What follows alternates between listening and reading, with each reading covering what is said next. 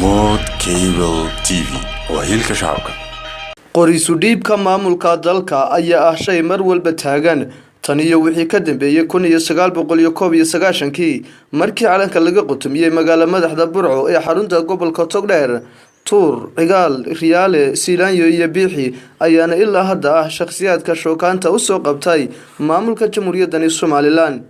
Baratanka siyaasadana waxaa madaxa iskula jira boqolaal siyaasi kuwaasoo dhammaantood tafaxaydan inay marun talada dalka qabtaan. haddana saamaynta ay bulshada dhexdeeda ku kala leeyihiin ayaa maragu ah sida ay hogaaminta mustaqbalka ugu kala dhow yihiin walow wax walba ay xagga alle ka timaado. haddana waxaa jira fafaalooyin badan kuwaasoo qeexaya saamaynta ay siyaasiyiinta maanta ku yeelan karaan mustaqbalka berri ee talada jamhuuriyadda Soomaaliland. gooni u saar Faysal Calwaraabe iyo Cabdiraxmaan Ciro oo iyagu haddaba u baratamaya talada dalka.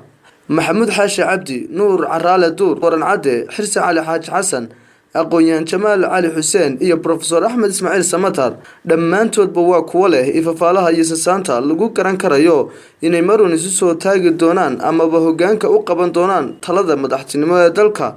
ha yeeshee haddii mid loo kala qaado siyaasiyiintan, xirsi cali xaaji xasan ayaa ah shakhsiga ugu saamaynta badan kooxdan aynu kor ku soo xusnay, wuxuuna baaldahaba kaga jira ifafaalaha laga qabo inuu marun hogaamin doono talada dalka 95.5%, taasoo ka dhigan ha raagto ama ha dhawaato inuu talada dalka marun qaban doono haddii xagga alle laga idmay.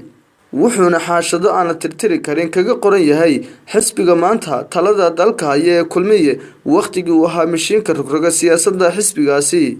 waxaanse lagu ilaaweyn saamayntii uu ku dhex lahaa golaha wasiirada ee madaxweyne Siilaanyo la soo shirtagay sanadii 2010 markii uu talada dalka qabtay. waagaas oo uu ahaa baasqaybiyaha ugu fiican taariikhda xukuumaddaas. si gooniyana waxaa loogu xasuustaa dhismaha wadada isku xidha Burco iyo Ceerigaabo iyo weliba erayadii ahaa taariikhdu qarin mayso ilaahayna qadin maayo qabyatire dariiqeena, kuwaasoo ahaa isla erayadii lagu soo dhaweeyay markii uu ku soo biiray xisbiga dhiinka ah ee wadani.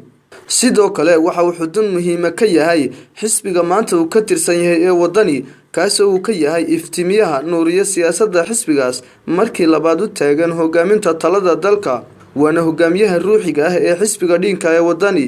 hogaamiye xirsi cali xaaji xasan waa shaqsigii koobaad ee ku dhiirada inta laga ogyahay taariikhda geeska iyo weliba qaaradan madow inuu goobjoog u ahaa buug isaga laga qoray oo lagu magac daray 10 iyo 10 wixii laga yidhi xirsi cali xaaji xasan, kaas oo buuggaas sida ciwaankiisa ka muuqataba lagu soo bandhigayay wanaagiisa iyo xumaantiisa wixii ay ka yidhaahdeen guud ahaanba bulshada Soomaaliland. axsaabta siyaasadda, muxaafid iyo mucaarad, ganacsato, dhalinyaro, salaadiin iyo dhammaanba haldoorka reer Soomaaliland ayaana isugu marag furay shakhsiyadiisa wanaagsan iyo weliba hogaamintiisa tolmoon, isla markaasna wanaagiisu 99% uu ka sara maray samaantiisa.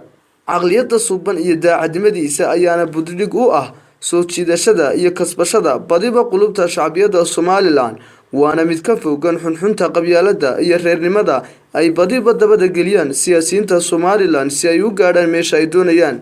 xirsi cali xaaji xasan waxa uu qalinka u qaatay ururinta taariikhda juhdigii iyo dadaalkii uu naftiisa u soo galay, wuxuuna ka qoray buug uu ugu magac daray miyiga ilaa madaxtooyada, kaasoo noqday buuggii ugu saamaynta iyo akhriska badnaa buugaagta afka Soomaaliga lagu qoray, sidoo kalena noqday buug soo dhaweeyay qadiyadda Soomaaliland ee beesha caalamka.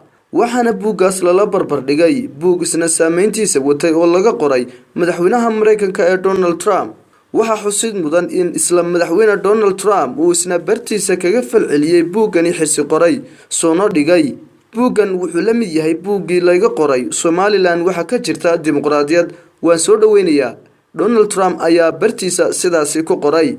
haddaba amuurahan ayaa ah hibooyinka xirsi cali xaaji xasan uu dheer yahay dhammaanba siyaasiyiinta Soomaaliland, waana tan ka dhigaysa hogaamiyaha mustaqbalka dhow ee jamhuuriyadda Soomaaliland. waa maxamed cabdi cabdilaahi maxamed andar, Hormood Cable TV, magaalada Hargeysa.